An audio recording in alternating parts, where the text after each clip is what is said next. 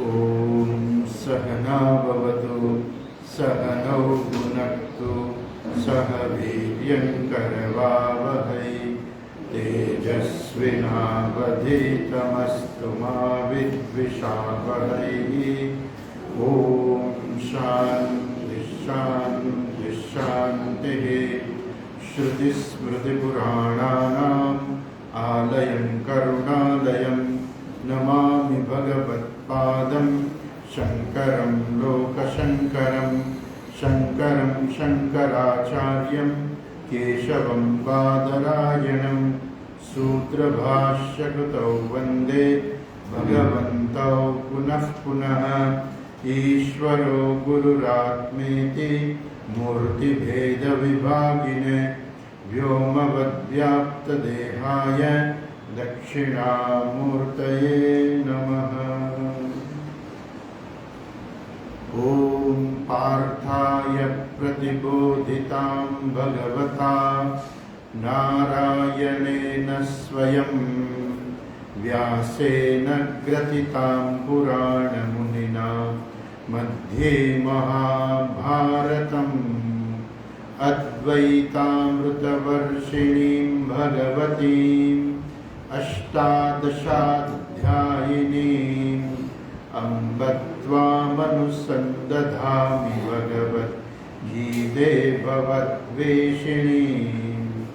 नमोऽस्तु ते व्यासविशालबुद्धे फुल्लारविन्दायतपत्रनेत्र येन त्वया भारततैलपूर्णः प्रज्वालितो ज्ञानमयः प्रदीपः। यं ब्रह्मा वरुणेन्द्ररुद्रमरुतः स्तुन्वन्ति दिव्यैस्तवैः वेदैः साङ्गपदक्रमोपनिषदैः गायन्ति यं सामगाः ध्यानावस्थिततद्गतेन मनसा पश्यन्ति यं योगिनः यस्यान्तं न विदुःसुरासुरगणाः। देवाय तस्मै नमः देवाय तस्मै नमः। ॐ श्री परमात्मने नमः।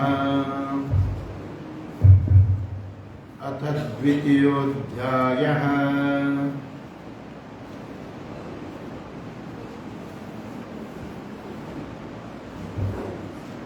આપણે બીજા અધ્યાયનો ગઈકાલે 7મો અને 8મો શ્લોક જોયા. જરાક ફરીથી એનો પાઠ કરીએ. 7મો શ્લોક.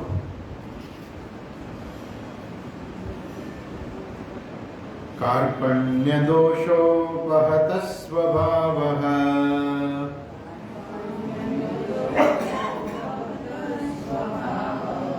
पृच्छामि त्वां धर्मसम्मूढचेताः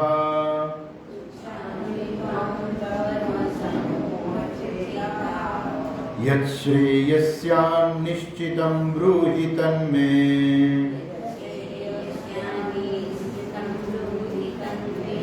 शिष्यस्तेऽहं शाधि मां त्वां प्रपन्नम्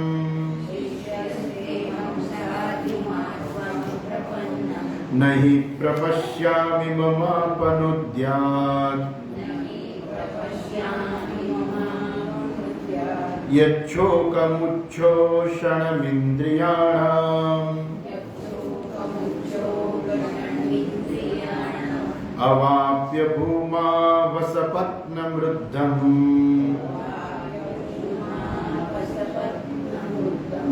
राज्यं सुराणामपि चाधिपत्यम्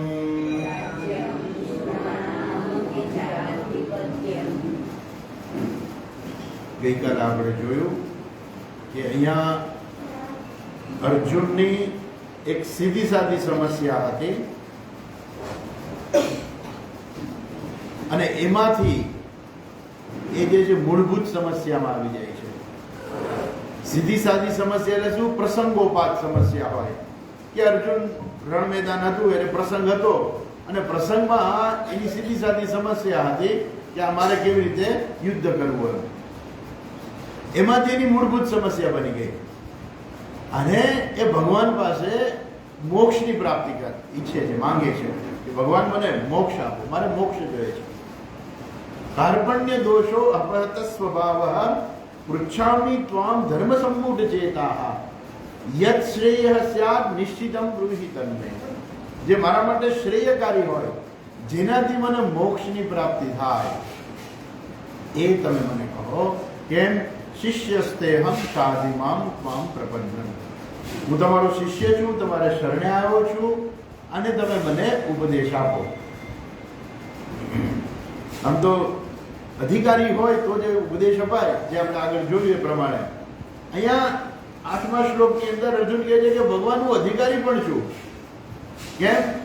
કે એક તો જ્યારે માણસને બીજો જીવનમાં કાંઈ રસ્તો ન દેખાય ને, ત્યારે પછી માણસ ભગવાન પાસે આવે. ત્યારે એમ કે બસ મારે ભગવાન સિવાય કાંઈ નથી જોઈતું. જ્યાં સુધી એને કઈ રસ્તો મળી જતો હોય એ સિવાય પોતાની રીતે, તો માણસ ભગવાન પાસે નહીં આવે, મોક્ષ નહીં માંગે. અહીંયા અર્જુન શું કહે છે? નહીં પ્રપશ્યામિ મમાત્મનુદ્યાત યચ્છોકમુચ્છો ક્ષણમિન્દ્રિયાણા. મારી ઇન્દ્રિયોને આ શોષી લેનારો જે મારો શોક જે છે, મારી ઇન્દ્રિયોને સુકાવનાર જે મારો શોક જે છે, એનો મને કોઈ બીજો રસ્તો દેખાતો નથી. અને એટલું જ નહીં, પોતાનો વૈરાગ્ય પણ પ્રગટ કરે છે. અવાપ્ય ભૂમા વસપત્ન મૃજ્યમ રાજ્યમ સુરાણામપી ચાધિપત્યમ. અમારો શોક એવો છે કે એનો કોઈ ઉપાય બીજો કોઈ મને મળે એવું લાગતું નથી. કદાચ મને આખી પૃથ્વીનું રાજ્ય મળી જાય, નિષ્કંટક, ગઈકાલે આપણે જોયું ને, નિષ્કંટક રાજ્ય સામાન્ય રીતે કોઈ રાજાને મળે નહીં. પણ કેન્યાના રાજા થવું હોય તો એનો કોઈ વિરોધી ના હોય, પણ તો ત્યાં એના વિરોધી હશે તો ખરા. પણ કેમ કે જ્યાં સમૃદ્ધિ જે છે ને, ત્યાં વિરોધી તો હોવાના જ છે. અર્જુન કહી દે છે કે મને આ પૃથ્વી ઉપરનું નિષ્કંટક રાજ્ય, આ સમૃદ્ધ અવાપ્ય ભૂમા અસપત્ન વૃદ્ધમ સમૃદ્ધમ રાજ્યમ, આ પૃથ્વીનું સમૃદ્ધ રાજ્ય પણ જો મને મળી જાય ને, તો પણ મારો શોક મટી જાય એવું કઈ મને લાગતું નથી. એટલું જ નહીં, રાજ્યમ સુરાણામપી ચાધિપત્યમ. મને ઇન્દ્રનું રાજ્ય મળી જાય, સ્વર્ગનું રાજ્ય મળી જાય ને, તો પણ મારો આ શોક એવો છે કે જાય એવો નથી. કેમ કે હવે મૂળભૂત સમસ્યા ઉપર આવી ગયો છે. અને એ અધિકારી, ગીતાજીમાં પણ ભગવાન કહે છે ને, 15મા અધ્યાયમાં તમે વાંચતા હશો તો તમને ખબર હશે. 15મા અધ્યાયમાં શું કહે છે? અસંગ શસ્ત્રેણ દ્રઢેન ચિત્વા. અસંગરૂપી શસ્ત્રથી છે ને આ સંસારરૂપી વૃક્ષને કાપી નાખવું જોઈએ. શેના વડે? વૈરાગ્ય વડે. આ વૈરાગ્ય જે શસ્ત્ર છે, આ સંસારરૂપી વૃક્ષને કાપવાનું જે વૈરાગ્ય શસ્ત્ર છે. વૈરાગ્ય એટલે શું? વૈરાગ્ય એટલે લોકો ઘણીવાર છે ને ખોટી વ્યાખ્યા કરતા હોય છે. વૈરાગ્ય એટલે બધું છોડીને ભાગી જવું. વૈરાગ્ય એ નથી. વૈરાગ્ય એટલે વસ્તુનો અભાવ પણ નથી. એક વૈરાગ્ય શબ્દ જ સૂચવે છે કે શું કહેવા માંગે છે. વૈરાગ્ય એટલે શું? વિરાગસ્ય ભાવ વૈરાગ્ય. વિરાગનો ભાવ એટલે શું? મને રાગ નથી. વિરાગ એટલે શું? મને રાગ નથી, આસક્તિ નથી, રાગ નથી, વસ્તુનો અભાવ નથી કહેતું વૈરાગ્ય. વૈરાગ્ય એમ કહે છે કે આસક્તિ નથી. તમારે જેટલા રૂપિયા હોય એટલા રાખો ને, કોઈ ના નથી, પણ એમાં આસક્તિ ન હોવી જોઈએ, એમાં રાગ ન હોવો જોઈએ. કોઈ પણ વસ્તુ તમે રાખો જગતની. એટલે આપણા શાસ્ત્રો તો કહે છે કે તમે યજ્ઞ યાગાદિ કરીને સમૃદ્ધિ પ્રાપ્ત કરો. લક્ષ્મી હોમ તો એના માટે જ છે કે તમે લક્ષ્મીની પ્રાપ્તિ કરો. વૈરાગ્યનો અર્થ વસ્તુનો અભાવ નથી. વૈરાગ્યનો અર્થ છે રાગનો અભાવ. ભલે તમારી પાસે ગમે એટલી વસ્તુ હોય, છતાંય તમારામાં વૈરાગ્ય હોઈ શકે છે. અને કાંઈ વસ્તુ ના હોય, બધું છોડી દીધું હોય, આખો સંસાર છોડીને નીકળી ગયા હોય, કાંઈ ન હોય એની પાસે, ખાલી બેસવાનું આસન, વસ્ત્ર, કમંડલું ને માળા ને જ છે, પણ એમાં રાગ હોઈ શકે છે. ભલે આપણે સંસાર છોડીને નીકળી ગયા હોય, પણ એ કમંડળુમાં રાગ હોય કે મારું કમંડળું છે, इसको हाथ मत लगाना, ये मेरा आसन है, इसके ऊपर किसी को बैठना नहीं है, मेरा आसन है. એ શું છે? એ હજુ રાગ છે. એ પોતાના આસનમાં રાગ છે, પોતાના કમંડળુમાં રાગ છે. એટલે એ સાચો વૈરાગ્ય નથી. વૈરાગ્ય શું કે છે? વૈરાગ્ય એટલે રાગનો અભાવ, વસ્તુનો અભાવ નહીં. અર્જુન કહે છે કે મને આ બધું મળી જાય ને તોય મારો શોક જાય એમ નથી. ભલે હોય કે ના હોય એની સાથે મતલબ નથી, પણ કદાચ મળી જાય ને તોય મારો આ શોક જે છે એ જાય એમ નથી. આ શોક અને મોહ જે છે ને એ દરેક માણસની મૂળભૂત સમસ્યા છે. દુઃખ, શોક અને મોહ આ ત્રણેય શબ્દો છે ને પર્યાય છે. કઈ વ્યક્તિ એવી છે કે એમ કહે છે કે મારા જીવનમાં દુઃખ નથી? ભગવાન બુદ્ધ પાસે એક સ્ત્રી આવે છે અને કહે છે કે તમે તો મહાન સંત છો, તમે તો સાક્ષાત ભગવાન છો, મારો દીકરો મરી ગયો છે, તમે એને જીવતો કરી દો, સજીવન કરી દો. એ સારું, તું થોડું છે ને પાણી લઈ આવ ત્યાંથી, કે જેના ઘરમાં કઈ મરણ ના થયું હોય ને ત્યાંથી તું થોડુંક પાણી લઈ આવજા. એવું કોઈ ઘર છે ખરું કે જેના ઘરમાં કઈ મરણ જ ના થયું હોય? દરેકના ઘરમાં મરણ થયું છે. શોક છે જ, દુઃખ તો છે જ, પણ અહીંયા જે શોક અને દુઃખ કેવો છે કે હું દુઃખી છું, પરિસ્થિતિજન્ય નથી. કોઈના ઘરમાં મરણ થયું હોય તો એ પરિસ્થિતિજન્ય દુઃખ છે. થોડા સમયમાં એ દુઃખ જતું રહેશે એ વિષય, પણ હું દુઃખી છું ને એ જાતું નથી. ગમે ત્યાં તમે જાઓ ને હું દુઃખી છું, ચાલુ ને ચાલુ. ઇવન ભગવાન જૈન મંદિરમાં દર્શને કરીએ ને આપણે તો જૈન પછી સીધું ભગવાનને એક લિસ્ટ પકડાવી દે કે ભગવાન હું દુઃખી છું. કારણ શું છે? મારા દીકરાના લગ્ન નથી થયા, મારી દીકરીની સગાઈ નથી થઈ, મને સારો જમાઈ નથી મળ્યો, જલ્દી જમાઈ શોધી દો. ભગવાન મને કમરનો દુખાવો બહુ છે, ભગવાન મને આ શરીરમાં આ તકલીફ છે, ભગવાન મારા પતિદેવ છે ને બહુ ગુસ્સો કરે છે, એનો મગજ સાફ કરી દો. ભગવાન પાસે જઈને સીધું લિસ્ટ પર હું દુઃખી છું, એના કારણો આ બધા છે. એ પેલા નાનકડા બાળકો રમતા ને કે મારામાં કાંકરી ખૂંચે છે. એમ હું દુઃખી છું, કાંકરી ખૂંચે જ રાખે છે. આ મૂળભૂત શોક છે. અને એ શોકનું મુખ્ય કારણ એ છે કે હું દુઃખી છું, મારે સુખી થવું છે. એનો એક જ રસ્તો છે. કેમ કે જગતના ગમે એટલા પદાર્થો તમે લઈ લો ને, તમને કોઈ બી કાયમી સુખ નહીં મળે. તમે ઉત્તપમ ખાઈ લીધા, આ તો મજા આવી ગઈ, ઉત્તપમ છે, આ તો ઢોસા છે, આ તો ઇડલી છે, મજા આવી ગઈ ખાવાની. કેટલો સમય? અડધી કલાક, 2 કલાક કહેતા તમે બીજા 2 માણસો આ તો મજા આવી ગઈ જમવાની, આ તો ઢોસા ખાધા, આજે તો લાડવા ખાધા, આજે તો જાંબુ ખાધા, આજે તો કેરી ખાધી, મજા આવી ગઈ. કેટલો સમય? કલાક, 2 કલાક. જ્યાં સુધી તમને ટેસ્ટ હોય ત્યાં સુધી આનંદ છે, ને પછી બીજા કોઈને કયો તો થોડોક આનંદ છે, પણ પછી પૂરું થઈ ગયું. એ સુખ વયું ગયું. એમ જીવનની અંદર આ જગતના જેટલા આપણા ઈચ્છનીય પદાર્થો જે પ્રાપ્ત થાય ત્યારે આપણને સુખનો અનુભવ થાય, પણ હકીકત એમાં સુખ નથી. હા, તમને ભલે એમ થતું હોય કે આમાં સુખ છે, પણ દુનિયાના કોઈ પદાર્થોમાં સુખ છે નહીં. કેમ? દાખલા હું તમને એક દાખલો આપું કે ખાંડ છે એ ગળી છે, એ તમે ખાવ તો એ ગળી છે, હું ખાવ તો એ ગળી છે, બહારના ખાય તો ગળી છે. ભારતના દેશના લોકો ખાય તો ખાંડ ગળી છે, અને અમેરિકાના લોકો ખાય તો ખાંડ ગળી છે. બરોબર છે? એ એનો સ્વભાવ છે.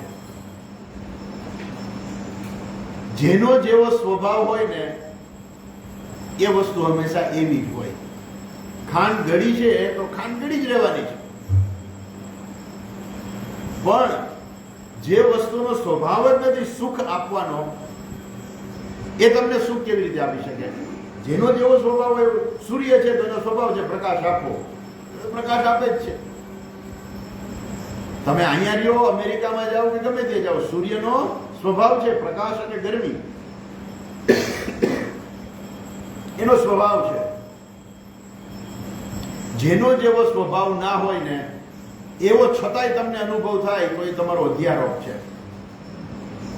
જે વસ્તુનો સ્વભાવ જેવો ના હોય છતાંય તમને એવો અનુભવ થાય તો એ તમારા પોતાનો અધ્યારોપ છે. અધ્યારોપ એટલે શું? ખોટી સમજણ છે.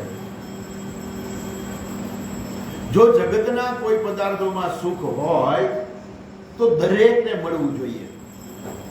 જેમ સૂર્ય જે છે એનો સ્વભાવ છે પ્રકાશ ને ગરમી આપવી, તો એનો સ્વભાવ છે ગમે ત્યાં હોય એક પ્રકાશ અને ગરમી આપશે.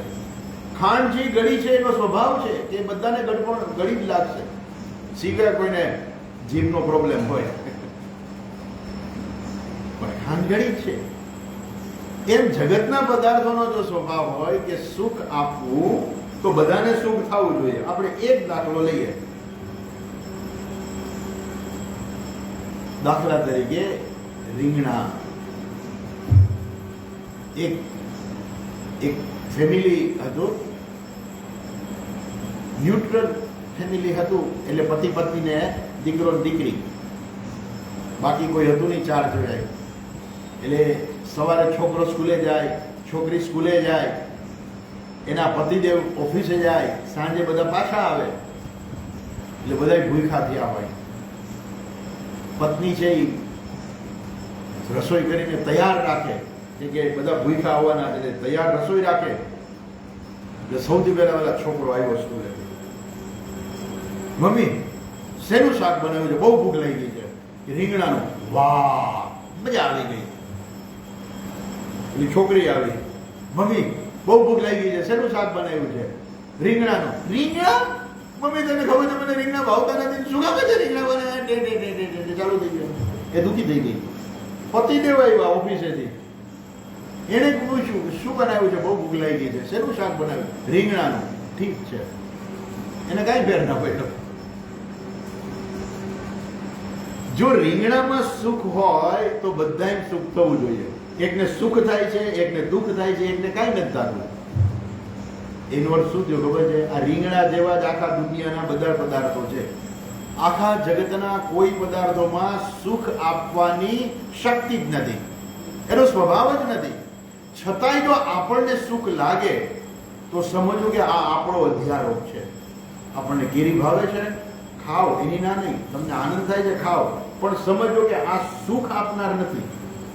બહુ જાજી ખાઈ લો તો પછી દુખે થાય, પછી હોસ્પિટલ લઈ જવું પડે. લાડવા ખાવ એની ના નથી, પણ બહુ ખાવ તો પછી હોસ્પિટલમાં જવું પડે. લાડવાની સ્પર્ધા થાય, તમને ખબર હશે. હવે તો ઓછી થાય, પેલા બહુ થતી. હું તો 18 લાડવા ખાઈ ગયો, એમાં કઈ વાંધો નથી. પણ લાડવા ખાવામાં એક માણસ મરી ગયો. કેટલાય મરી જાય, એક નહીં ઘણાય મરી ગયા. કેમ કે સ્પર્ધા જીતવામાં એટલા બધા લાડવા ખાઈ લે કે માણસ મરી જાય. લાડવામાં સુખે નથી ને દુઃખ નથી. તમને ભાવે છે, તમે ખાધા, ઓકે, પણ એવું ન માનું કે આ મને સુખી કરી દે છે. ભાવે કે ખાઓ, એવું નથી કે નહીં લાડવામાં સુખ છે નહીં એટલે કોઈ ખાવા નહીં, કેરીમાં સુખ નથી એટલે કોઈ ખાવી નહીં, એવું નથી. જેને ભાવતી હોય એ ખાય, પણ આ મને સુખ આપે છે એવું માનવું નહીં. એમ આખા જગતના પદાર્થો. અર્જુને શું કહી દીધું કે આ મારો દુઃખ કે મારો શોક જે છે ને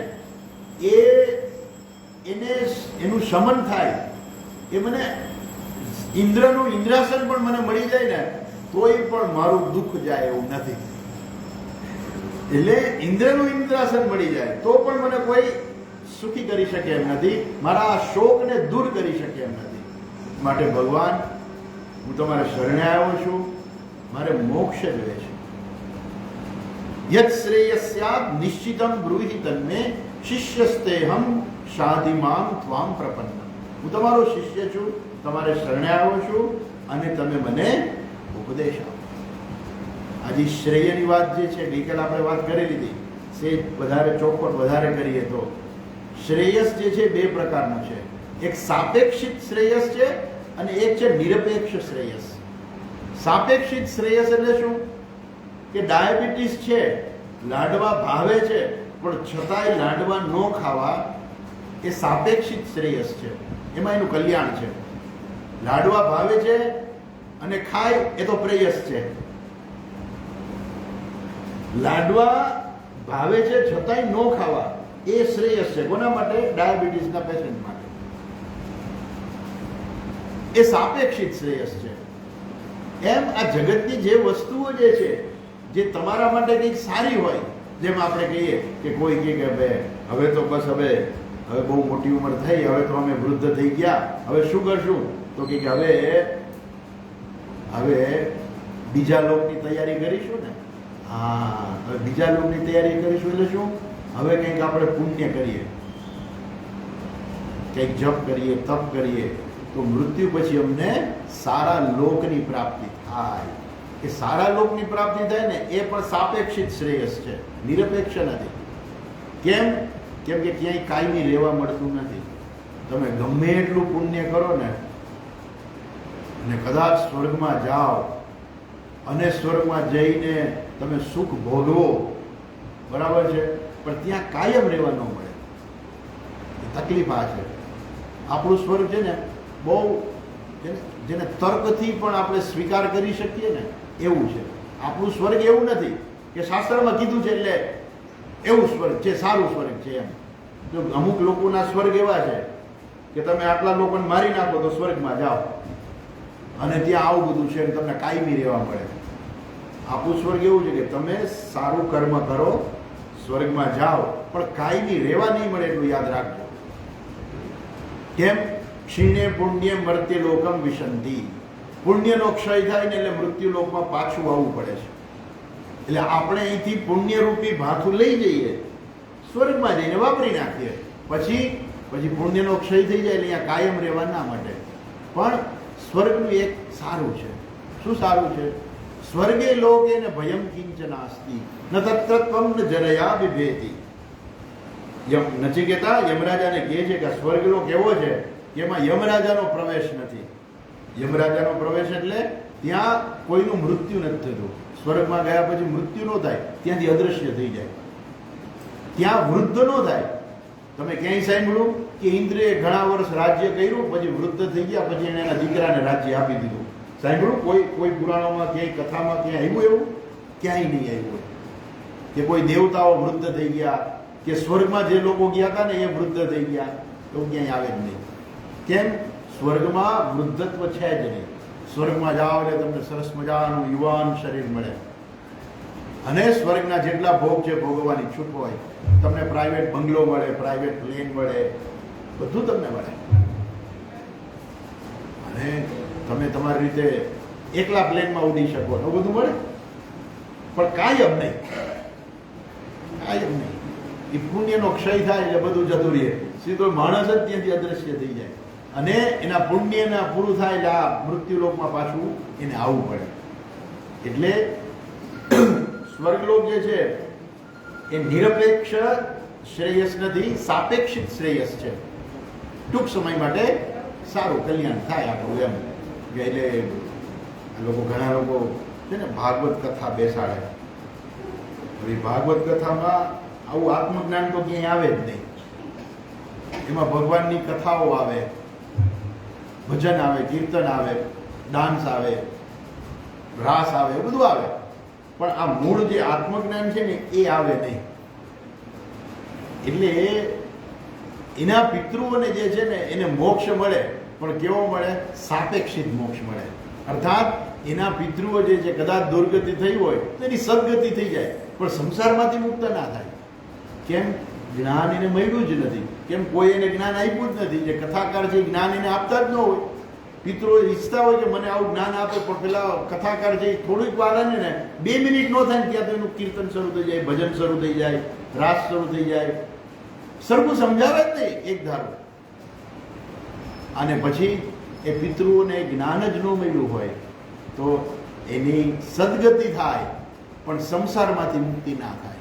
કેમ કે જ્ઞાન જ નથી. જ્ઞાન વગર ક્યારેય મોક્ષની પ્રાપ્તિ ના થાય. એટલે અર્જુન કહે છે યત શ્રેયસ્યાત નિશ્ચિતમ બ્રૂહિ તન્મે. આ જ્ઞાનથી જ જે છે ને આ સંસારમાંથી મુક્ત થવાય છે. મોક્ષની પ્રાપ્તિ જ્ઞાનથી છે. તો આપણે એમ લાગે કે આ બધું આપણે કરીએ તો એનાથી મોક્ષ ના મળે, તો કે ના, ગમે એટલું કરો ને તમે, ગમે એટલી તપશ્ચર્યા કરો, ગમે એટલા શીર્ષાસન કરો, ગમે એટલા યોગાસન કરો, ગમે એટલા પ્રાણાયામ કરો, ગમે તે કરો, મોક્ષ છે એનાથી મળવાનું નથી. એ ઉપયોગી છે, નકામું નથી. એવું નહીં કે તો પછી આપણે કંઈ કરવું જ નહીં, એવું નથી. એ ઉપયોગી છે, પણ કેવું છે, એ મોક્ષ આપનાર નથી. એ આપણને મોક્ષમાં સહાયક છે. સહાયક હોય ને એ આપણું ધ્યેય ના હોય. જ્યારે સહાયક હોય ને એનાથી ધ્યેયની પ્રાપ્તિ ના થાય. એ આપણને સહાય કરે બધું. એનો અર્થ એવો નથી કે આ નકામું છે ને આપણે છોડી દેવું, નહીં. મુખ્ય શું છે?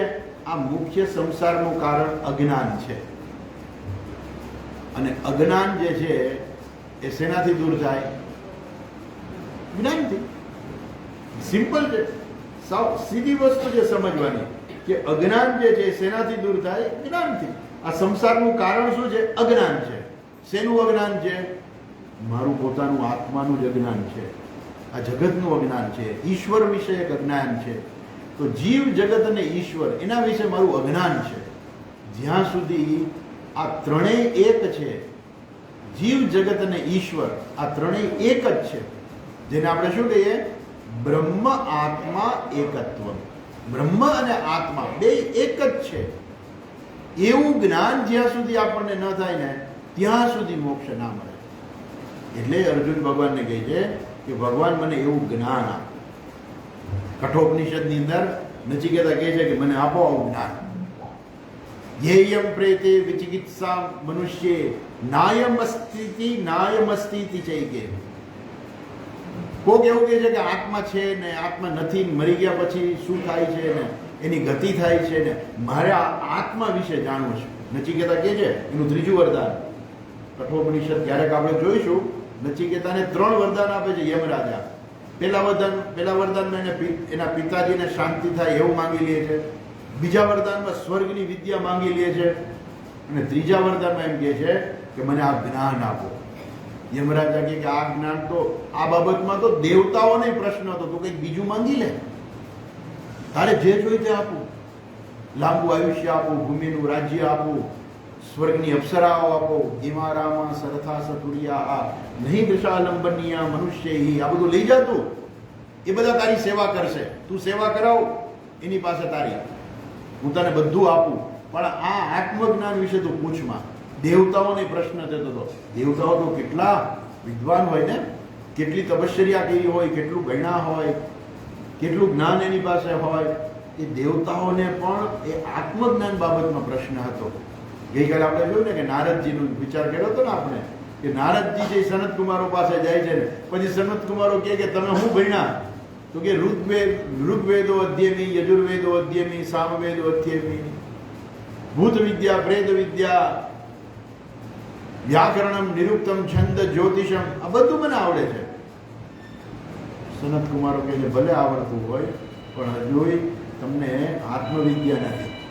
હજુ તમારી પાસે એટલે આ બધું નકામું છે. બીજું બધું જ્ઞાન કેવું છે ખબર છે? મીંડા બરાબર છે. મીંડા બરાબર. આ દુનિયાનું જેટલું પણ જ્ઞાન છે ને એ પછી કોઈ પણ ક્ષેત્રનું જ્ઞાન હોય, એ ફિઝિક્સનું હોય, કેમેસ્ટ્રીનું હોય, મેથ્સનું હોય, એ જ્યોતિષનું હોય કે વેદનું હોય કે ગમે તે જ્ઞાન હોય, આ બધું જ્ઞાન છે ને મીંડા બરાબર છે. આત્મજ્ઞાન શું છે? એકડા બરાબર છે.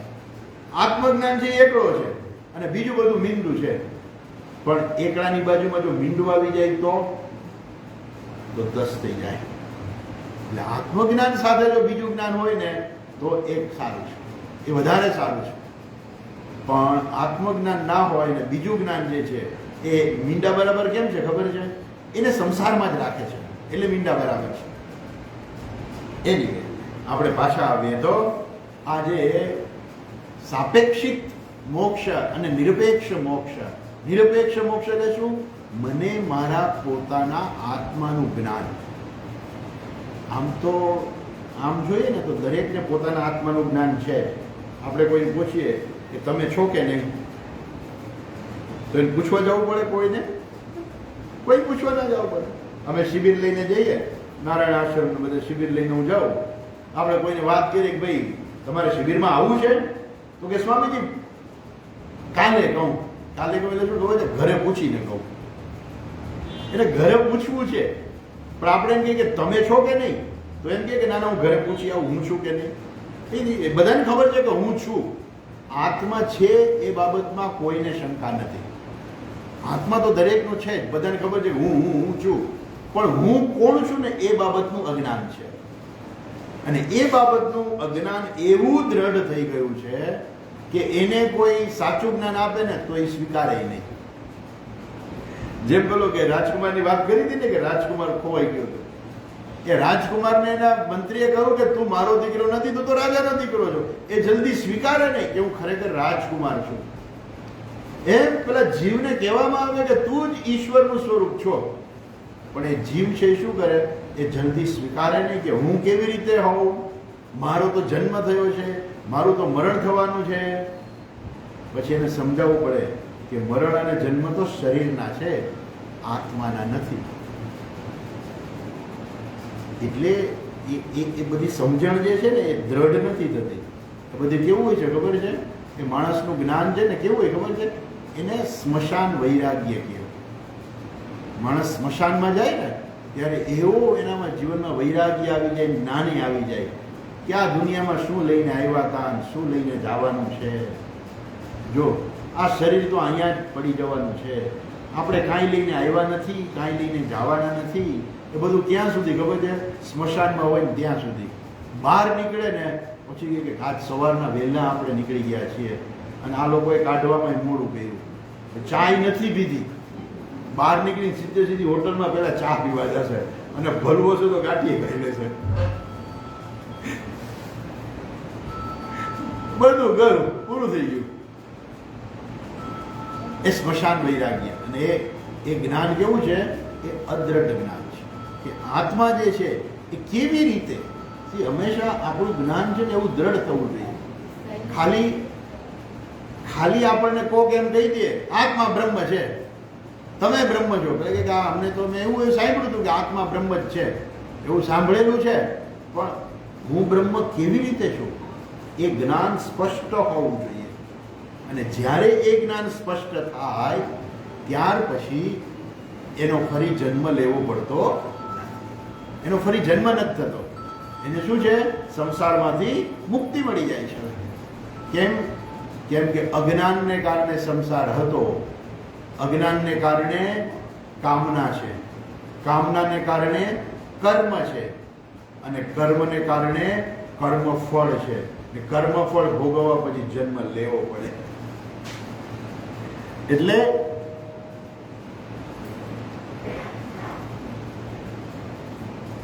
અજ્ઞાન જ એનું મૂળ છે. આપણા સંસારનું મૂળ શું છે? અજ્ઞાન છે. અને જો આપણને જ્ઞાન પ્રાપ્ત થઈ જાય તો સંસારમાંથી મુક્ત થઈ જઈએ. ખાલી આટલું જ કરવાનું છે ખરેખર. નથી કોઈ મોટી તપશ્ચર્યા કરવાની, નથી ક્યાંય હિમાલયમાં જવાનું, ઊંધા માથે જઈને તપશ્ચર્યા કરવાની, નથી કંઈ છોડવાનું. ખાલી શું કરવાનું છે? મારે મારા પોતાનું આત્માનું જ્ઞાન જ પ્રાપ્ત કરવાનું છે. આટલું જ છે. આપણે એમ કહીએ ને કે એક તમને દાખલો આપું કે કોઈને આપણે એમ કહીએ કે આ પાણી પીવો તો શું છે? તમે પીવો તો ખરા? પેલા પીવું તો આ તો ખારું છે, ખારું પાણી છે ને, આ તમે ઊભા છો ને, આ જે સામે દેખાય છે ને સમુદ્ર, આ એનું પાણી છે. હવે એ પાણી તમે પીધું એટલે તમને આખા સમુદ્રનું જ્ઞાન થઈ ગયું. ખ્યાલ આવ્યો? એક વસ્તુનું. હા, છાંદોગ્ય ઉપનિષદની અંદર એક વાર્તા આવે છે. એની અંદર પિતાજી જે છે એને એક દીકરો છે, એના પિતાજી જે છે એ જુએ છે કે આ મારો દીકરો જે છે ને મારી પાસે ભણે એવું લાગતું નથી. એટલે એને શું કર્યું? એને પાઠશાળામાં, ગુરુકુળમાં એને મોકલી દીધો કે તું બેટા ગુરુકુળમાં જઈને ભણી આવ. કે મારી પાસે ઘણી વાર મા બાપ પાસે છે ને દીકરા વધારે લાડ કરે એટલે જ એને બારે ભણવા મોકલે. જો દીકરો પેલાના જમાનામાં તો એવું હતું કે પરંપરા તો પેલી પિતા પુત્ર પરંપરા હતી, ગુરુ શિષ્ય પરંપરા તો પછી શરૂ થઈ. પેલા પિતા પુત્ર પરંપરા જ હતી કે પિતાજી છે એના દીકરાને જ્ઞાન આપે. આજે હું તમને કહું કે હું કે બહાર ગયો હોઉં ને તો કોઈ કર્મકાંડી બ્રાહ્મણ કે કોઈ મળે ને હું પૂછું કે તમે ક્યાં ભણ્યા, અને જો એમ કહે ને કે હું મારા પિતાજી પાસે જ ભણ્યો, એટલે હું સમજી લઉં કે એનામાં બહુ ભૂલ થવાની છે મંત્રોની. કેમ કેમ કે પિતાજી પાસે હરખું ભણ્યું જ ના હોય અને તમે મંત્ર સાંભળો એટલે તમને ખબર પડે કે એટલી બધી ભૂલો થાય. પણ કોઈ એમ કે હું પાઠશાળામાં ભણ્યો છું તો આપણે આમ આપણે એમ લાગે કે એના ઉચ્ચારણોની શુદ્ધિ સારી હશે, આપણે એવી કલ્પના કરી શકીએ કે સારું હશે જો એ સારું પાઠશાળામાં ભણ્યા હોય તો. પાછા આવીએ તો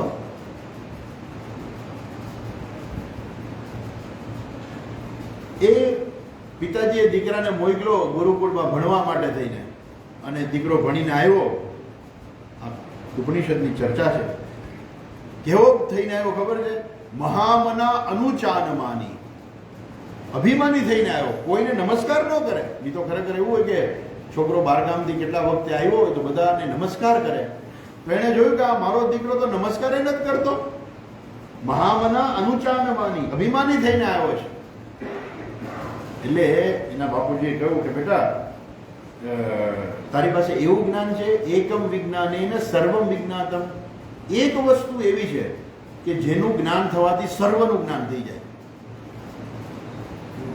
કે એવું છે? હોય ખરે? કે ના ના એવું કઈ ના હોય. કે એકનું જ્ઞાન થવાથી કે સર્વનું જ્ઞાન થોડું થઈ જાય? તો કે તને ખબર છે?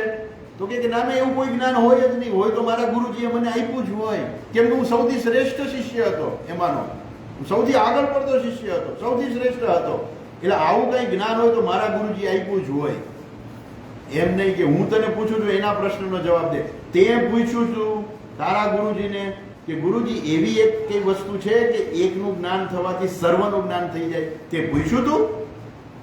તો કે ખરેખર એવી કોઈ વસ્તુ છે? તો કે હા છે. એક વસ્તુ એવી છે કે એનું તમને જો જ્ઞાન થઈ જાય તો સર્વનું જ્ઞાન થઈ જાય. જેવી રીતે મેં તમને કહ્યું ને કે આ પાણી જે છે, મેં તમને કહ્યું કે આ પાણી તમે ટેસ્ટ કરો, તમે ટેસ્ટ કરો ખબર પડી ગઈ આ તો ખારું પાણી છે. હું તમને કહું કે આ છે ને સમુદ્રનું પાણી છે, આખા સમુદ્રનું જ્ઞાન તમને થઈ જાય. અથવા તો બીજો દાખલો આપું કે તમે ઉનાળો આવે ને એટલે પછી બધા લોકો માટલું લેવા જાય કુંભાર પાસે, અથવા તો કુંભાર વેચવા આવે, કુંભાર પાસે લેવા જાય. અને કુંભાર પાસે લેવા જાય ને તેની પાસે તો કેટલા બધા માટલા હોય, લાંબા હોય ને ટૂંકા હોય ને ગોળ હોય ને લંબચોરસ હોય ને 1 લીટરના હોય ને 5 લીટરના હોય ને 50 લીટરના હોય ને તાવડી હોય ને વાસણો બીજા હોય, માટીના વાસણો હોય, બધું જ હોય. હવે એની પાસે એનો દીકરો ભેગો આવ્યો હોય, નાનકડું ટબુરી ભેગું લઈ જવું પડે ને, એટલે એ ભેગો ગયો હોય. એટલે એ કે હા હા હા હા આ તો જો કુંભાર પાસે કેટલા બધા વાસણો છે. પણ એની મમ્મીને જ્ઞાન થઈ જાય. શું જ્ઞાન થઈ જાય? કે આ બધું માટી જ છે. દીકરાને ખબર નથી કે આ બધું માટી જ છે.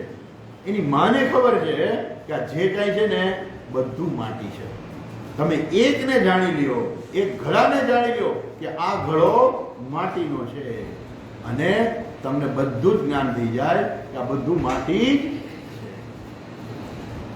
એકમ વિજ્ઞાનેન સર્વમ વિજ્ઞાતમ. તમને એક માટીનું જ્ઞાન થાય એટલે માટીમાંથી બનેલી બધી જ વસ્તુનું જ્ઞાન થઈ જાય કે આ બધું માટી જ છે, બીજું કાંઈ છે નહીં. એમ એક જ તત્વ છે, એક જ આત્મા છે, એક જ પરમાત્મા છે. એનું જ્ઞાન થઈ જવાથી સર્વનું જ્ઞાન પ્રાપ્ત થાય છે. આ જ્ઞાન છે એ કોઈ સામાન્ય જ્ઞાન નથી. આ જ્ઞાન કેવું છે? એ છે આત્મજ્ઞાન. પણ આપણા એકનું જ્ઞાન થઈ જાય ને તો સર્વનું જ્ઞાન થઈ જાય. એકમ વિજ્ઞાનેન સર્વમ વિજ્ઞાતમ ભવતિ. બધાનું જ્ઞાન થઈ જાય. એવું કઈ નથી કે આ અલગ અલગ છે. શું છે? બધું જ માટી છે. એમ જે કંઈ છે બધું ઈશ્વર જ છે. પણ એના માટે આપણે શું કરવું પડે? એ જ્ઞાન પ્રાપ્ત કરવું પડે. અને જ્ઞાન કેવી રીતે પ્રાપ્ત થાય? તો કે એના માટે ભણવું પડે. બરોબર ને? છોકરાને 100 એકડાનું જ્ઞાન કેવી રીતે પ્રાપ્ત થાય? એને 100 એકડા ભણવા પડે. મેથ્સનું જ્ઞાન કેવી રીતે પ્રાપ્ત થાય? મેથ્સના ટીચર એને ભણાવે એટલે એને મેથ્સનું જ્ઞાન થાય, જો ભણે તો. એમ આત્માનું જ્ઞાન ક્યારે પ્રાપ્ત થાય? જો આપણે આત્મવિદ્યા ભણીએ તો. નહીં તો આત્માનું આપણે પછી આપને જ ખબર નથી હું કોણ છું. પેલા કહે કે છગનભાઈ મગનભાઈ, હવે છગનભાઈ તો તમે આ જન્મમાં છો, ગયા જન્મમાં શું હતા ખબર નથી, એટલે ત્યાં જ્ઞાન છે. તો હું કોણ છું એ હુંનું જ્ઞાન જ. અને અજ્ઞાનને કારણે શું છે?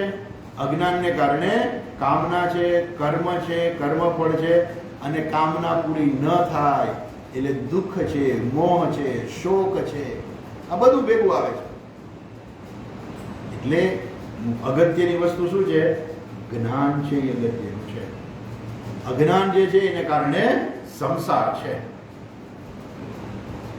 બાકી બધું આપણે જીવનમાં મેળવતા હોય ને, આપણા શાસ્ત્રમાં છે ને 4 પુરુષાર્થ કીધા: ધર્મ, અર્થ, કામ અને છેલ્લો કયો? મોક્ષ. તમને ખબર છે કે છેલ્લો પુરુષાર્થ મોક્ષ છે. આ ધર્મ, અર્થ અને કામ, આ ત્રણેય આપણને સંસારમાં જ રાખે છે. ધર્મની પ્રાપ્તિ કેવી રીતે થાય? તમે સત્કર્મ કરો, પૂજા કરો, પાઠ કરો, તમારી ફરજ બજાવો, આ બધો ધર્મ છે. આ ધર્મ બજાવો એટલે તમને પુણ્યની પ્રાપ્તિ થાય, અને પુણ્યથી તમને સ્વર્ગાદી લોકની પણ પ્રાપ્તિ થાય. અર્થની પ્રાપ્તિ કેવી રીતે થાય? તમે મહેનત કરો, કંઈક પૂર્વનું પુણ્ય હોય તો આ જન્મમાં અર્થ સરળતાથી મળે, નહીં તો મહેનત કરીને પ્રાપ્ત કરવું પડે. અને કામ એટલે શું? ઈચ્છિત પદાર્થો. તમારી ઈચ્છાઓ પૂરી કરવી હોય તોય તમે કરી શકો. ખિસ્સામાં પૈસા હોય તો તમે વર્લ્ડ ટૂરમાં જાઓ, ક્યાં વાંધો છે? અમારે એક બેન હતા કે સ્વામી હું તો વર્લ્ડ ટૂરમાં જઈ આવી. બહુ સારું કર્યું. કેમ? એની પાસે પૈસા હતા તો વર્લ્ડ ટૂરમાં જઈ આવ્યા. તો તમારી ઈચ્છાની જે પૂર્તિ જે છે તમે કરી શકો, જો તમારી પાસે એ પ્રકારના સંસાધનો હોય તો. અને મોક્ષ પુરુષાર્થ કેવો છે? એ છેલ્લો છે, સૌથી છેલ્લો પુરુષાર્થ મોક્ષ પુરુષાર્થ છે. અને એ પુરુષાર્થ દરેક માણસે પ્રાપ્ત કરવો પડે. પુરુષૈહિ અર્થ્યતે ઇતિ પુરુષાર્થ. જેમ પેલા ધર્મ, અર્થ, કામ જે છે એ પણ પુરુષાર્થ છે, એ મોક્ષ પણ પુરુષાર્થ છે. કોઈના નસીબમાં મોક્ષ ના હોય, બરાબર ને? કોઈના નસીબમાં મોક્ષ ના હોય. એ મોક્ષ શું છે? પ્રાપ્ત કરવો પડે. આપણે જ્ઞાન મેળવવું પડે. જ્ઞાન કોઈ દિવસ જે એની મેળે મેળે પ્રાપ્ત ન થાય, અજ્ઞાન કોઈ દિવસ એની મેળે મેળે જાય નહીં. તમારે જ્ઞાન પ્રાપ્ત કરવું પડે. એટલે માટે જ્યારે સમય મળે ત્યારે ગીતા વાંચો, ઉપનિષદ વાંચો.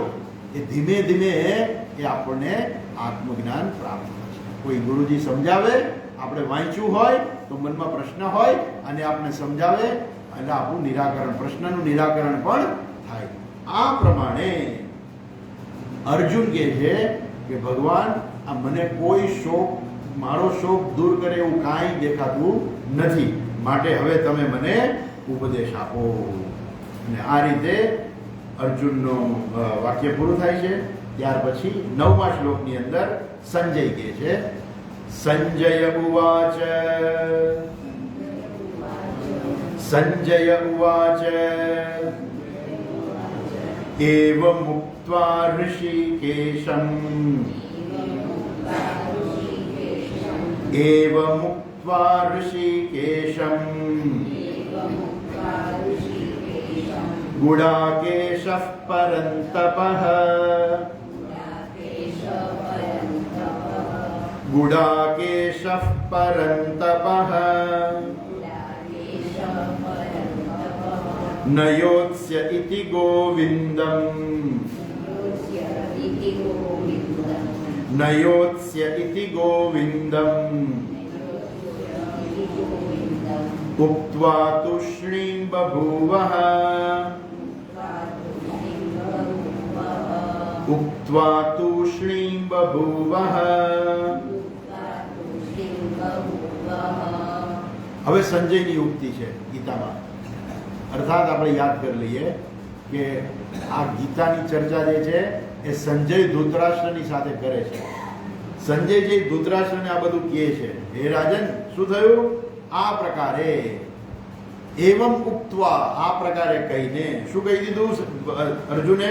કે ભગવાન હું તમારે શરણે આવ્યો છું, તમે મને ઉપદેશ આપો. મને નથી લાગતું કે ત્રણેય લોકનું રાજ્ય પ્રાપ્ત થાય, કોઈ મારો શોક દૂર થાય, માટે મને મહેરબાની કરીને મને ઉપદેશ આપો.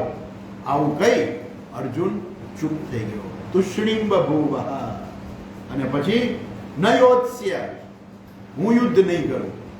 ઇતિ ગોવિંદમ ઉક્ત્વા, ઇતિ એ પ્રમાણે ગોવિંદમ ઉક્ત્વા, ગોવિંદને કહીને, ગોવિંદને એટલે ભગવાન શ્રી કૃષ્ણને કહીને એ શું થયો? તુષ્ણીમ બભૂવ. તુષ્ણીમ એટલે શું? મૌન થઈ ગયો. અર્જુન મૌન થઈ ગયો. આટલું એને કહી દીધું કે હવે મને તમે ઉપદેશ આપો, મને કોઈ બીજો કોઈ રસ્તો દેખાતો નથી અને હું યુદ્ધ નહીં કરું. આ બહુ અગત્યનું છે. હું યુદ્ધ નહીં કરું. હવે એને વિસૃજમ શસ્ત્રમ ચાપ્ય શોક સંવિઘ્ન માનસઃ, એને પોતાના ધનુષ બાણ તો ત્યાગી જ દીધા હતા અને હવે કહે છે કે હું યુદ્ધ નહીં કરું. આવું કહી અર્જુન મૌન થઈ ગયો. કોને કીધું? ગોવિંદમ, ગોવિંદને કીધું. ગોવિંદ એટલે શું? ભગવાન શ્રી કૃષ્ણ. પણ ગોવિંદ શબ્દ જે છે ને એની વ્યુત્પત્તિ છે. જુદા જુદા આચાર્યો જે છે જુદા જુદા પ્રકારે કહે છે. ગોવિંદમ એટલે શું? આમ તો આપણે કહીએ કે ગોવાળ, ચોખ્ખા શબ્દમાં, સીધા સરળ શબ્દમાં કહીએ ગોવિંદ એટલે શું? ગોવાળ. જે ગોવાળ, જે ગાયનો ગોવાળ હોય એને ગોવિંદ કહેવાય. બીજા આચાર્ય એવું કહે છે કે ગોવિંદનો અર્થ શું થાય છે? તો કહે છે કે ગોનો એક અર્થ થાય છે વેદ. ગોભિ વેદ વાક્યૈ વિંદતે ઇતિ ગોવિંદા. જેને તમે શાસ્ત્રના વાક્યો દ્વારા જેને જાણી શકો. ભગવાન જે છે ને એનું રૂપ તમે જોઈ શકો પણ એ કાયમને માટે ના જોઈ શકો. ભગવાન કેવા છે? જાણવા પડે, તમારે ઓળખવા પડે. કેમ કે એ તો ઈશ્વર તો સર્વત્ર છે. તો સર્વત્ર ઈશ્વર છે તો આપણે કેમ દેખાય? કેવી રીતે દેખાય? સર્વત્ર ઈશ્વર કેમ દેખાય? એ સર્વત્ર ઈશ્વર છે આપણે જાણવું પડે. એ જ્ઞાનનો વિષય છે, જોવાનો વિષય નથી. જેમ કે આપણે એમ કહીએ કે આકાશ ક્યાં છે? તમે કહો આકાશ તો સર્વત્ર છે, પણ ક્યાં તમને દેખાય છે? ના, આકાશ દેખાતું નથી. ક્યાં આ બધું દેખાય? ક્યાં દેખાય? તો કે ના ના, આ જે ખાલી જગ્યા છે ને એને જ આકાશ કહેવાય. આકાશ એટલે શું? જે ખાલી જગ્યા છે એને જ આપણે આકાશ કહીએ છીએ. આકાશ એટલે નહીં ઓલું બ્લુ કલરનું દેખાય એ આકાશ. નાના હતા ત્યારે આપણે એમ લાગે કે આ બ્લુ કલર જે છે ને એ આકાશ કહેવાય એમ. ને ઘણા લોકો એવું કે આપણે સીડી, મોટી સીડી મૂકીને આપણે ત્યાં જઈને અડી આવીએ. જાણે મોટી સીડી મૂકીને આપણે અડી આવીએ. પણ એ તો શું છે? આ બ્લુ કલર દેખાય છે એ તો શું છે? આ ઇલ્યુઝન છે. આંખનું એ ઇલ્યુઝન એટલે શું? આપણું અણસમજણ છે. ઇલ્યુઝન આપણે ઇલ્યુઝન કહીએ, કન્ફ્યુઝન છે, ઇલ્યુઝન છે. આંખને કારણે આપણને બ્લુ દેખાય છે. હકીકતે આકાશનો કોઈ કલર જ નથી. તો ભગવાન જે છે ને, ઈશ્વર જે છે એ સમજવાની વસ્તુ છે. એટલે કે છે ગોવિંદ એટલે શું? ગોભિ વેદ વાક્યૈ વિંદતે. જેને વેદના વાક્યો દ્વારા આપણે જાણી શકીએ છીએ. શાસ્ત્રના વાક્યો દ્વારા આપણે ઈશ્વરને સમજી શકીએ છીએ, જાણી શકીએ છીએ અને એને જ્ઞાન દ્રષ્ટિથી જોઈ શકીએ છીએ. કેમ કે એ આ સ્થૂળ ચક્ષુ વડે જોવાનો વિષય નથી. સ્થૂળ ચક્ષુથી તો આપણે બધું જગતનું બધું જોઈ શકીએ છીએ, પણ જ્ઞાન દ્રષ્ટિથી આપણે જોઈ શકીએ છીએ. અચ્છા, એટલે ગોભિ વેદ વાક્યૈ વિંદતે ઇતિ ગોવિંદઃ. બીજા આચાર્ય શું કહે છે? નામ વેદ લક્ષણામ વાણી વિંદતી ઇતિ ગોવિંદઃ. જે ભગવાન કોણ છે? આપણા વેદોની બધી વાણી જે છે ને એને જાણે છે. અર્થાત ભગવાન પાસે જ્ઞાન છે. ભગવાનને વેદના વાક્યોથી પણ જાણી શકાય છે અને ભગવાન એ છે કે જે વેદને પણ જાણે છે, વેદની વાણીને પણ જાણે છે, જે બધું જ જાણે છે. કેમ કે વેદમાં બધું આવી ગયું, જે બધું જ જાણે છે. ખાલી ભગવાન બધું નાટક બહુ કરે. એટલે ગુરુજી પાસે ભણવા જાય. એવું કહેવાય છે કે 64 દિવસમાં 64 વિદ્યા પ્રાપ્ત કરી. ભગવાન પાસે શું છે? ભગવાન કૃષ્ણ થયા ને ટાઈમ બહુ ઓછો હતો ભગવાન પાસે અને કામ એટલા બધા લઈને આવ્યા હતા. એટલે બધી જગ્યાએ બહુ જાજો સમયમાં આપણે ફટફટ પૂરું કરી નાખે. એટલે 64 દિવસમાં 64 વિદ્યા પ્રાપ્ત કરી લીધી. રામચંદ્રજી તો બ્રહ્મચારી થઈને ગયા હતા અને કેટલા વર્ષે ભણીને આવ્યા. કેમ કે મર્યાદા પુરુષોત્તમ છે. એટલે એ મર્યાદામાં રહીને જ બધું ઈશ્વરત્વ પ્રગટ કરે. બહુ જાદુ ઈશ્વરત્વ પ્રગટ ના કરે. ભગવાન તો 64 દિવસમાં 64 વિદ્યા ભણી આવ્યા, અને એમાં કોઈ જેવી તેવી વાત જ નહીં, સીધી વાત. ગુરુજી કે રોવા માંડ્યા કે હવે બેટા તું વયો જઈશ તો હવે મારું શું થશે? કેમ રડો છો? તો કે અમે તો તને દીકરાની જેમ રાખ્યો, તું જઈશ ને એટલે દીકરો બહુ યાદ આવશે. અમારો દીકરો છે ને એ પેલું ઉપાડી ગયો છે, રાક્ષસ ઉપાડી ગયો છે, પાંચજન્ય નામનો રાક્ષસ ઉપાડી ગયો. ભગવાન પાંચજન્ય રાક્ષસ પાસે જઈ અને એના દીકરાને લઈ આવ્યા પાછો, અને કહ્યું કે આ મારી ગુરુ દક્ષિણા લ્યો. પુનર્દત્ત એનું નામ પડ્યું, પુનર્દત્ત. કેમ પાછો આવ્યો એટલા માટે એનું નામ પુનર્દત્ત પડ્યું, કે પુનર્દત્ત. અને પાંચજન્ય પેલો હતો રાક્ષસ પંચજન્ય, એની પાસેથી શંખ આવ્યો એટલે શંખનું નામ પડ્યું પાંચજન્ય. એ શંખ ભગવાને રાખ્યું પોતાની પાસે. એટલે ગીતામાં શરૂઆત પાંચજન્યમ ઋષિકેશઃ. ભગવાન પાસે શંખ હતું, નામ હતું પાંચજન્ય. ભગવાનનો શંખ વાગે, બધા શંખના અવાજ હોય. આજે તમે શંખે નથી વગાડતા, કે એ શંખ વગાડતા નથી આવડતું લોકોને, કોઈને શંખ આપે કે શંખ વગાડો તો કે નથી આવડતું. બધા પાસે શંખો હતા ને શંખનો અવાજ બધાને ખબર હોય કે આ અવાજ કયા શંખનો છે, કોણ વગાડનાર છે આનો. જ્યારે ભગવાન રૂક્ષ્મણીનું હરણ કરવા જાય છે અને રૂક્ષ્મણીને હરી લે છે ત્યારે શંખ વગાડે છે. ત્યારે રૂક્મીને ખબર પડી કે આ તો કૃષ્ણનો શંખ છે. એટલો ફેમસ હતો પાંચજન્ય શંખ કે બધાને ખબર હતી કે આ અવાજ છે એ પાંચજન્યનો શંખ છે. પાંચજન્યનો સ્વામી આવી ગયો છે અને રૂક્ષ્મણીને લઈ જાય છે. તો ભગવાન પાસે સમય બહુ ઓછો હતો, એટલે જેટલું જલ્દી પતાવે. પેલી કુબજા પડી તો હમણાં ઊભી થાય, હમણાં જ તને સાજી કરતો, ઓન ધ સ્પોટ કુબજાને સાજી કરી દીધી. બધું જે કરવું એ બધું તરત જ. રામચંદ્ર જરાક નિરાતે રાહ જોવે કે ભાઈ નહીં, આપણું ઈશ્વરત્વ છે ને બહુ પ્રગટ ન કરવું. કૃષ્ણ ભગવાન એટલે કૃષ્ણ ભગવાનને આપણે પૂર્ણ પુરુષોત્તમ કહીએ. કેમ? પૂર્ણ રીતે પ્રગટ થયેલું ઈશ્વરત્વ. અને રામચંદ્રજી શું છે? મર્યાદા પુરુષોત્તમ. મર્યાદામાં એમને ઈશ્વરત્વ બધી જગ્યાએ નહીં. એટલે ભણવા ગયા તો કેટલા બધા વર્ષો સુધી ભણવા ગયા, બધા સાથે ભણવા ગયા, સાથે પાછા આવ્યા, મોટા થઈને આવ્યા, કેટલા વર્ષો સુધી ત્યાં રહ્યા. એનીવે પાછા આવી તો પણ એ ઈશ્વર જે છે ને એને સમજવા પડે. ભગવાન બધું જ જાણે છે. ગામ વેદ લક્ષણામ વાણીમ વિંદતી, જે જાણે છે ઇતિ ગોવિંદા, એ ગોવિંદા. એ અર્જુને એટલે સંજય કહે છે ન યોત્સ ઇતિ ગોવિંદમ ઉપવા તુષ્ણિમ્બ ભૂભા. અને ત્યાર પછી છતાં પણ આ શું છે? આ સંસાર એવો છે કે સંસારમાંથી જલ્દી છૂટાતું નથી. છતાં પણ છૂટી તો શકાય છે. ભગવાનને ખાલી જાણવાના જ છે. આપણે એ બહુ બહુ મોટું કંઈ કાર્ય કરવાનું નથી ખરેખર. અજ્ઞાન દૂર જ્ઞાનથી થાય, અને જ્ઞાન છે ને શાસ્ત્રના શ્રવણથી થાય. પણ શાસ્ત્રમાં એવું કીધું છે કે શ્રવણ ખાલી આમ એમ જલ્દી બધાય ન થઈ જાય, બરોબર ને? આમ જલ્દી જ્ઞાન થઈ જાય તો પેલો નચિકેતા હતો કે એને યમરાજાએ કહ્યું ને એને જ્ઞાને પ્રાપ્ત થઈ ગયું. પણ હવે આપણે બધા કેવા છીએ? એક ઉત્તમ શિષ્ય હોય, એક મધ્યમ હોય અને એક નિકૃષ્ટ હોય. આપણે બધા કેવા છીએ? આપણે બધા નિકૃષ્ટમાં આવીએ. એટલે આપણને એક વખત કહી દે તો આપણને સમજાય ન જાય. એટલે શાસ્ત્રનું સતત શ્રવણ કરવાનું, પછી મનન કરવાનું. મનન કરવાનું એટલે શું? શાંતિથી બેસીને વિચાર કરવાનો કે આ જે આપણે સાંભળીએ છીએ એમાં મને ક્યાં શંકા છે, અને એ શંકા પછી દૂર કરવાની, એને કહેવાય મનન. અને પછી નિધિધ્યાસન. નિધિધ્યાસન એટલે શું? પોતાનું જે સાચું સ્વરૂપ સમજાઈ જાય એનું સતત ચિંતન કરવું, એને કહેવાય નિધિધ્યાસન. તો એ શ્રવણ, મનન અને નિધિધ્યાસનની આવશ્યકતા છે.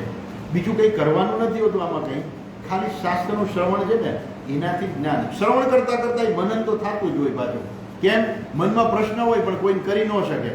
એટલે પછી જ્યારે શ્રવણ કરતા હોય ને એટલે એ સત્સંગમાં જ આવી જાય, એનો પ્રશ્ન આવી જાય એટલે એના પ્રશ્નનું નિરાકરણ પણ થઈ જાય. એટલે શ્રવણ કરતા કરતા મનન પણ થાય, અને મનન પછી નિધિધ્યાસન છે એ શાસ્ત્રનું શ્રવણ કરતા કરતા એ નિધિધ્યાસન પણ થાય છે. તો આ જે સંસારના બીજ જે છે, શોક અને મોહ જે છે એ સંસારના બીજ છે. સંજય કહે છે કે અર્જુને આવી રીતે કહી અને પછી શાંત થઈ ગયો. અને હવે આવે છે બહુ સરસ આવે છે શ્લોક, 10મો શ્લોક છે. જો આપણે શ્લોક વાંચી લઈએ, વિસ્તાર કાલે જોઈશું. તમુવાચ ઋષિકેશઃ तमुवाच ऋषिकेशः प्रहसन्निव भारत प्रहसन्निव भारत सेनयोरुभयोर्मध्ये सेनयोरुभयोर्मध्ये विषीदन्तमिदं वचः विषीदन्तमिदं वचः तम उवाच ऋषिकेशः प्रहसन्निव भारत. ભગવાને ત્યાર પછી તમ ઉવાચ ઋષિકેશઃ ઋષિકેશ ઋષિકાણામ ઈશઃ. આ પછી ક્યાં સેનયોરુભયોર મધ્યે વિષીદંતમિદં વચઃ. ભગવાન કેવી રીતે કહે ખબર છે? પ્રહસન્નિવ ભારત.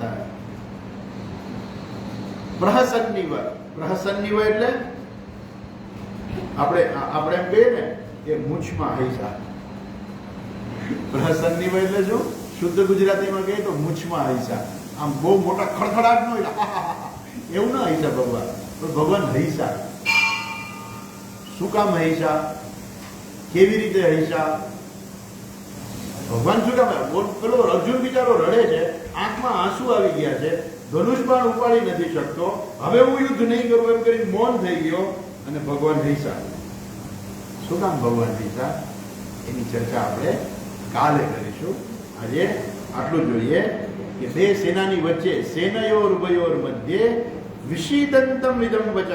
વિષીદંતમ જે વિષાદ કરી રહેલો હતો, જે શોકગ્રસ્ત હતો, એવા અર્જુનને ભગવાને કહ્યું હે ભારત, હે ભારત, હે ભારત. અહીંયા જે છે ને સંજય કહે છે હે ભારત સંબોધન છે. અહીંયા હે ભારત સંબોધન ધૃતરાષ્ટ્રને લાગુ પડે છે. ધૃતરાષ્ટ્રને પણ કહે છે હે ભારત. કેમ? એ વખતે ધૃતરાષ્ટ્ર જે છે રાજા હતા, એટલે એને કહે છે હે ભારત. હે સંજય કહે છે હે રાજા ધૃતરાષ્ટ્ર. ત્યાર પછી ભગવાને અર્જુનને આ વાક્ય કહ્યું. કેવી રીતે?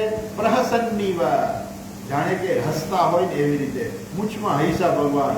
અને કહ્યું ભગવાન શું કામે હૈસા? એની ચર્ચા આપણે કાલે કરીશું. હરિ ઓમ. ઓમ પૂર્ણમદઃ પૂર્ણમિદં પૂર્ણાત પૂર્ણમુદચ્યતે પૂર્ણસ્ય પૂર્ણમાદાય પૂર્ણમેવાવશિષ્યતે. ઓમ શાંતિ શાંતિ શાંતિ. હરિ ઓમ શ્રી ગુરુભ્યો નમઃ. હરિ ઓમ.